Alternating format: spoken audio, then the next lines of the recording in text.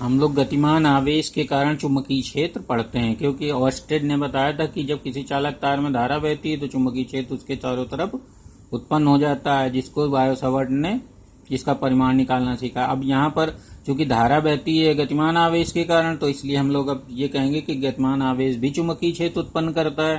तो अब हम लोग गतिमान आवेश के कारण चुंबकीय क्षेत्र ज्ञात करना सीखेंगे। तो माना प्लस क्यू आवेश v वेग से कागज तल पर ऊपर की ओर गतिमान है, ऐसे गतिमान है, ये दिखाया गया है। तो प्लस क्यू आवेश कागज तल पर ही ऊपर को चला जा रहा है इस तरह से।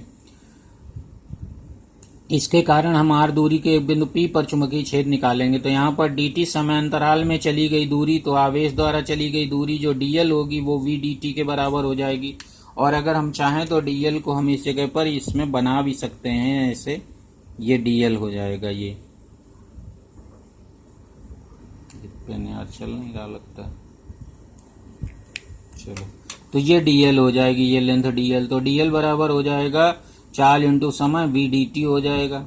और इस गति के कारण, आवेश की गति के कारण जो इसके समतुल्य धारा उत्पन्न होगी I बराबर हो जाएगा q बाई डी टी। ये भी हम लोग जानते हैं, आवेश प्रवाह की दर को धारा कहते हैं, तो I निकल आया। अब प्लस q से r दूरी पर बिंदु P है जिस पर चुंबकीय क्षेत्र बायो सावर्ट के नियम से ज्ञात करेंगे। तो P पर चुंबकीय क्षेत्र बायो सावर्ट के नियम से B बराबर हो जाएगा म्यू नॉट अपान 4 पाई आई dl sign theta upon r square. तो ये आई dl ये धारा अवयव हो जाएगा, और साइन थीटा धारा अवयव, और आवेश को उस बिंदु P से मिलाने वाली रेखा के बीच बना कोण हो जाएगा, तो ये साइन थीटा लिख लेंगे। अब I व dl के मान रखने पर, तो यहाँ से I और dl के मान रख देंगे, तो I की जगह q बाई टी लिखेंगे, q बाई डी टी, और dl की जगह v dt, तो dt dt कट जाएगा, तो ये फार्मूला आ जाएगा। तो किसी गतिमान आवेशित कण द्वारा उत्पन्न चुंबकीय क्षेत्र होता है B बराबर mu naught upon 4 pi q B sine theta upon r square. और दाएं हाथ की हथेली के नियम से P पर B की दिशा कागज तल के लंबवत नीचे की ओर होगी। तो चुंबकीय क्षेत्र निकालने के लिए अंगुलियों को P की ओर रखेंगे, दाहिने हाथ की अंगुलियों को P की ओर, और अंगूठे को इस प्रकार रखेंगे कि वो धनावेश प्लस Q के चलने की दिशा में हो। तो जब प्लस Q की चलने की दिशा में होगी तो हथेली नीचे की ओर धक्का देगी, तो हथेली की लंबवत धक्का देने की दिशा नीचे की ओर होगी, तो P पर चुंबकीय क्षेत्र की दिशा नीचे की ओर होगी। तो याद रखना, अगर यही ऋण आवेश होता तो अंगूठे को इधर की ओर रखते, तो यहाँ पर चुंबकीय क्षेत्र कागज तल के लंबवत ऊपर की ओर हो जाता। तो इस प्रकार हम लोग दाहिने हाथ की हथेली के नियम से बिंदु P पर चुंबकीय क्षेत्र की दिशा ज्ञात कर लेंगे। अब हम लोग साथ में ये भी पढ़ लेते हैं, दो गतिमान आवेशों के बीच लगने वाला चुंबकीय बल। तो माना दो आवेश Q1 और Q2 प्लस के एक दूसरे के समांतर v वेग से, समान वेग v से गतिमान है। तो ये दो Q1 Q2 आवेश हैं, ये v वेग से कागज तल पर ऊपर की ओर गतिमान हैं।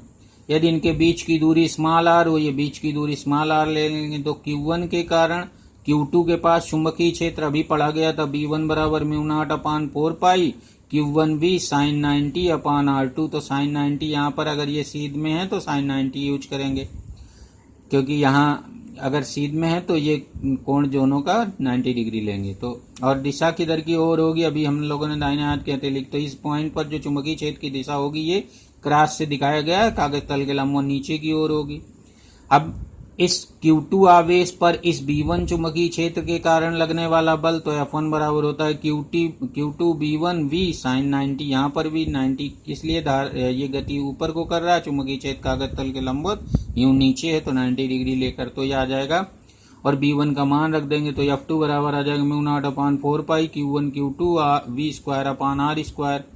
अब इसकी दिशा अगर दाहिने हाथ के हथेली के नियम नंबर या फ्लेमिंग के बाएं हाथ के नियम से देखें तो Q1 की ओर होगी, तो ये Q2 पर जो बल लगेगा वो Q1 आवेश की तरफ इधर को लगेगा। इसी प्रकार Q1 पर लगने वाला बल ज्ञात कर सकते हैं, क्योंकि इस Q2 आवेश के कारण Q1 आवेश के समीप जो चुंबकीय क्षेत्र B2 होगा म्यू नॉट अपान 4 पाई Q2V साइन 90 अपान R स्क्वायर होगा। तो इसकी दिशा कागज के लंबवत ऊपर की ओर होगी, तो इस B2 के कारण इस Q1 पर लगने वाला बल F1 बराबर हो जाएगा Q1 B2V साइन 90, और यहाँ मान रख देंगे तो आ जाएगा म्यू नॉट अपान 4 पाई Q1 Q2V square upon R square हो जाएगा। अब यहाँ पर ये जो F1 की दिशा होगी वो Q2 की ओर होगी, अर्थात इस तरफ को होगी। तो इस प्रकार हम लोग ये देखें कि F1 और F2 बराबर हैं और F1 वेक्टर F1 बराबर माइनस वेक्टर F2, यानी एक दूसरे पर विपरीत दिशा में बल लगा रहे हैं। तो इस प्रकार का बल पारस्परिक बल होता है। इस प्रकार इसको संयुक्त रूप से दोनों आवेशों के बीच लगने वाला चुंबकीय बल Fm बराबर इस प्रकार लिख लेते हैं, μ0/4 पाई Q1 Q2 V²/r²। तो यह दो गतिमान आवेशों के बीच लगने वाला चुंबकीय बल है। अगर दोनों आवेश धनात्मक हैं, एक ही दिशा में जा रहे हैं, तो दोनों के बीच लगने वाला बल आकर्षण बल होगा, और अगर विपरीत दिशा में जा रहे हैं तो दोनों के बीच लगने वाला बल प्रतिकर्षण का होगा। अब यहाँ पर हम लोग ये भी जानते हैं कि आवेशों के बीच एक वैद्युत बल भी लगता है उन आवेशों के कारण। तो वैद्युत बल इस पर जो लगेगा Fe बराबर 1/4 pi epsilon not Q1 Q2/r² होगा, जो प्रतिकर्षण का होगा, क्योंकि दोनों आवेश समान प्रकृति के हैं। तो इस प्रकार हमेशा जब भी कोई दो आवेशित कण एक साथ चलते हैं तो उन पर दो बल लगते हैं। गति के कारण चुंबकीय बल लगने लगता है और इन आवेशों के कारण उन पर वैद्युत बल लगता है। तो दोनों बलों की दिशा विपरीत होती है। तो अब यहाँ पर पॉइंट ये समझ लीजिए कि अगर Fe is greater than Fm है, अगर ये वैद्युत बल Fm से ज्यादा है, तो जैसे ये आगे बढ़ेंगे तो इनके बीच की दूरी r बढ़ने लगेगी, तो r का मान बढ़ेगा। और अगर Fm ज्यादा है Fe से, तो ये दोनों पास आने लगेंगे, तो r का मान घटेगा। और अगर दोनों के बीच लगने वाला वैद्युत और चुंबकीय बल बराबर है, अर्थात Fe और Fm बराबर है, तो r नियत रहेगा, अर्थात दोनों आवेशित कण समांतर एक दूसरे के समांतर गतिमान बने रहेंगे। तो इस प्रकार से ये हो गया दो आवेशित कणों के बीच लगने वाला चुंबकीय बल।